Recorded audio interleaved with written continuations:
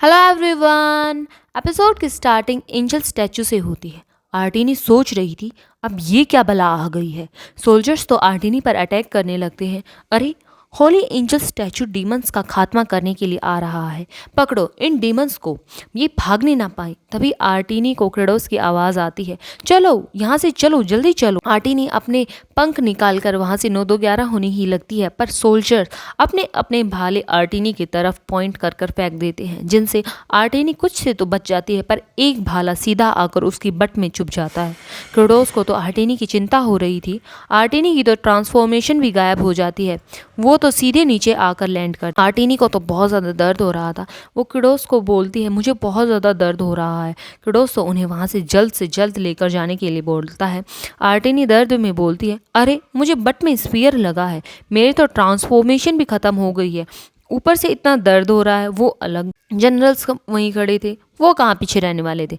तुम कितनी कामचोर हो, मैं हर दिन लाइटनिंग स्ट्राइक को सहता था, ऐसे वैसे वो तो उसको इतना सुना देते हैं। आर्टिनी तो इतना सुन रोने ही लगती है। क्रेडोस देखता है कि एंजल स्टैचू अपने हैमर से तबाही मचा रहा था। सारे लोगों के तो मुंह खुले के खुले रह जाते हैं कि ये क्या चीज़ आ गई अब यहाँ पर। क्रेडोस भी इतनी तबाही देखकर शौक खड़ा था।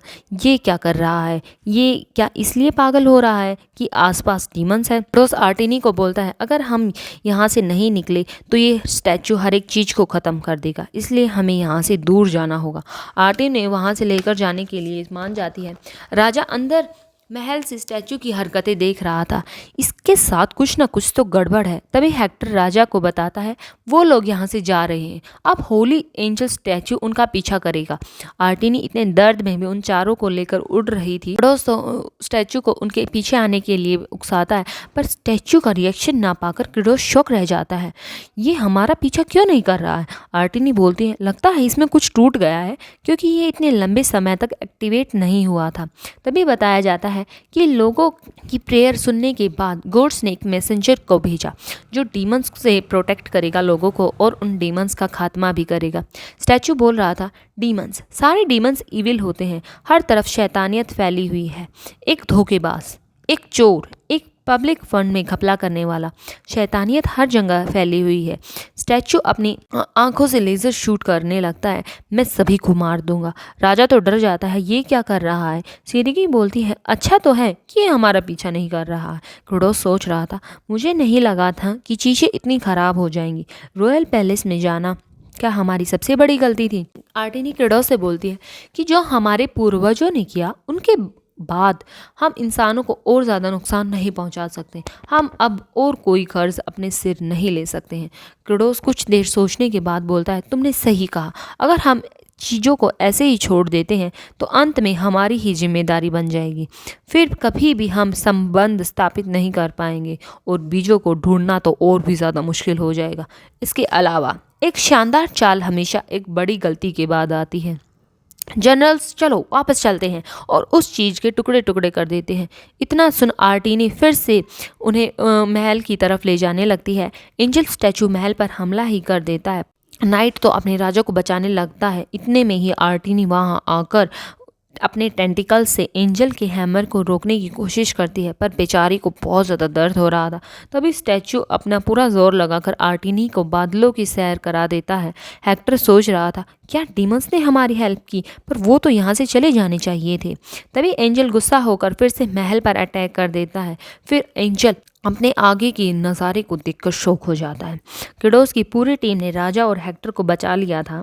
क्रेडोस हेक्टर को बोलता है, जल्दी से महाराज को लेकर किसी सेफ प्लेस पर जाओ। राजा क्रेडोस से पूछता है, तुम तो यहाँ से चले जाने चाहिए थे, फिर तुम यहाँ से भागे क्यों नहीं। क्रेडोस बोलता है, तुझ शैतान भी जानता है कि इंसान जिसे कहते हैं सही चीज़। वो तो इतना सुनकर राजा तो इम्प्रेस हो जाता है। क्रेडोस सोचता है, अरे वाह, ये लाइन तो कमाल कर दिया, मुझे तब लिबरल आर्ट्स लेनी चाहिए थी। तभी स्टैचू उन लोगों पर लेज़र लाइट का अटैक करने ही लगता है। तभी क्रेडोस बोलता है, जल्दी से बचो यहाँ से, ये अटैक करने वाला है। तभी एंजल उन पर लेज़र का अटैक कर देता है, जिससे वो सभी बाल बाल बचते हैं। सिरिकी क्रेडोस से पूछती है कि हम जानते हैं कि यह सब कुछ उड़ा देने में सक्षम है, यहाँ तक कि आर्टिनी को भी इसने नहीं छोड़ा। क्या हम वास्तव में इसके खिलाफ जीत सकते हैं? क्रेडोस बोलता है, मुझे क्या पता, मुझे इसके पास जाकर पता लगाना होगा। सिरगी बोलती है, क्या आपका दिमाग खराब हो गया है? क्रेडोस सोच रहा था, इसे बल से तो नहीं हराया जा सकता, पर गेम में इसके टुकड़े टुकड़े हो रखे थे, इससे जीतने का कोई तो उपाय होगा। तभी एंजल क्रेडोस का पर पैर ही रखने वाला था, तभी वो सब वहाँ से भागकर उस हमले से को डॉज कर लेते हैं। क्रेडोस जनरल को दोनों पर अटैक करने के लिए बोलते हैं। असुरट बोलता है, लगता है डेमन लॉर्ड ने इसकी कमज़ोरी ढूंढ ली है, चलो वो तीनों हमला कर देते हैं। पर एंजल बहुत ज़्यादा ताकतवर था, वो उन पर ही रिवर्स अटैक कर देता है, जिससे वो घायल हो जाते हैं।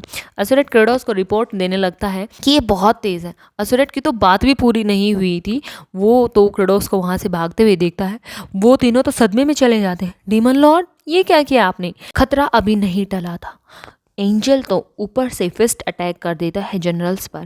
क्रेडोस उन्हें देखकर सोच रहा था, बस थोड़ी देरी से और संभाल लो।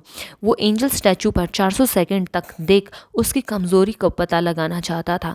उस अटैक से सिरगी तो और ज़्यादा घायल हो गई थी। एंजल रहम न दिखाते हुए सिरगी पर अटैक कर देता है, जिससे असुरट तो डर जाता है। पर ठीक समय पर आर्टिनी सिरगी को बचा लेती है। सिरगी रोते हुए पूछती है, आर्टिनी, मैं तो तुम्हें हमेशा परेशान करती हूँ, फिर भी? आर्टिनी बोलती है, तुम मेरी एक टीम हो और ऑफकोर्स मैं तुम्हें बचाऊंगी। सिरगी तो रोने लगती है, वो तो आर्टिनी से इम्प्रेस हो गई थी। आर्टिनी परेशान होते हुए बोलती है, अरे इतना कसकर मत पकड़ो, मैं उड़ने में मुझे परेशानी हो रही है। तभी एंजल उन्हें देख लेता है, पर आर्टिनी जल्दी से उड़कर सिरगी को सेफ प्लेस पर छोड़कर खुद ऊंचाई पर जाने लगती है। वो अपना अटैक तैयार करने लगती है। तभी क्रेडोस की नज़र आर्टिनी पर जाती है। अरे इसने तो अपना भाला निकाल लिया है, पर इसे बहुत ज़्यादा दर्द हो रहा होगा। क्रेडोस आर्टिनी की सील को रिलीज़ कर देता है।